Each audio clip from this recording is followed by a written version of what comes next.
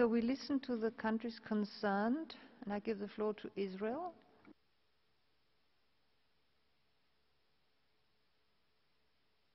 Thank you, Madam President. The COVID-19 pandemic has revealed much about the weakness of United Nations multilateralism in times of crisis. Saving lives demands increased collaboration, greater empathy, and less conflict. In light of that imperative, Israel undertook major efforts to facilitate cooperation with the Palestinian Authority to prevent the spread of the disease, including the delivery of COVID-19 related medical supplies and training of medical teams. Palestinians working in Israel received all necessary means by their employers to keep COVID-19 restrictions and returned to unite with their families during Ramadan and Eid al-Fitr. This good cooperation and coordination on the ground was commended by the UN Secretary General and his envoy to the Middle East, Mr. Meladanov.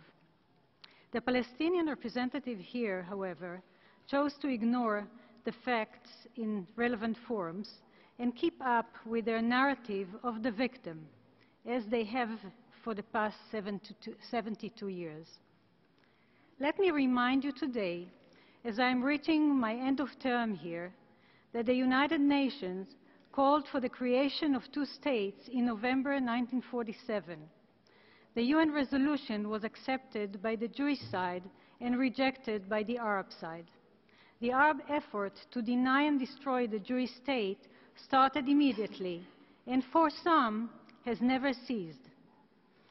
How did Israel respond to non-stop existential threats posed by xenophobia and anti-Semitism? It built a modern country, a startup nation, a dynamic and pluralist society, a strong democracy imbued with the rule of law and protection for individual rights, including those of religious minorities. A country that yearns for peace with its neighbors. Our hope for peace was met twice by Egypt and Jordan. This shows that longtime enemies can become partners when there is sincere will to sit side by side and conduct direct dialogue. I was a young diplomat in the 90s who had the privilege of serving in our newly established embassy in Amman, Jordan. I was a mother of 3 young children then and truly believed that the children are the key to break psychological barriers and that through direct daily contact and education for peace, we can mutually win hearts and minds. I could see how this people-to-people interaction on all levels has yielded fruit, which I call thamar as-salam, the fruit of peace. I know that many Palestinians see eye to eye, and I want the same. But the fact is, and demonstrated over and over at the UN Human Rights Council and across the UN system, that the Palestinian leadership and its representatives prefer victimhood to peace. PR stands to truth, blame games to taking responsibility, either for what has been or what could be. By contrast, the Jewish people, which suffered an unprecedented genocide, rose from the ashes of the Holocaust. Though we never forget and never forgot, we move forward together for the sake of our children and our children's children.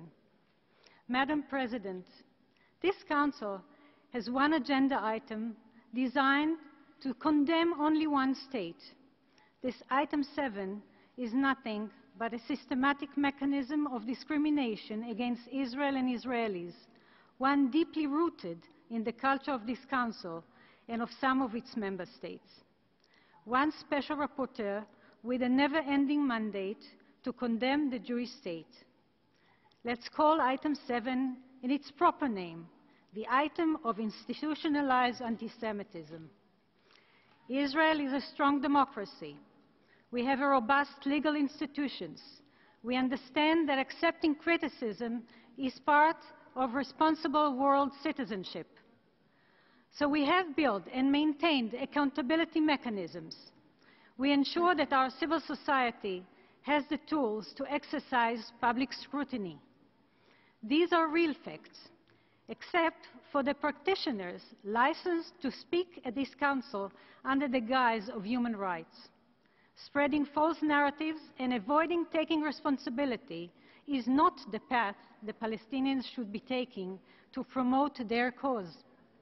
Madam President, my experience as an Israeli diplomat for 3 decades include, as I mentioned above, and through my prior position as Director General for Middle East Affairs, many opportunities to engage in extensive efforts and dialogue and reconciliation with many throughout the Middle East.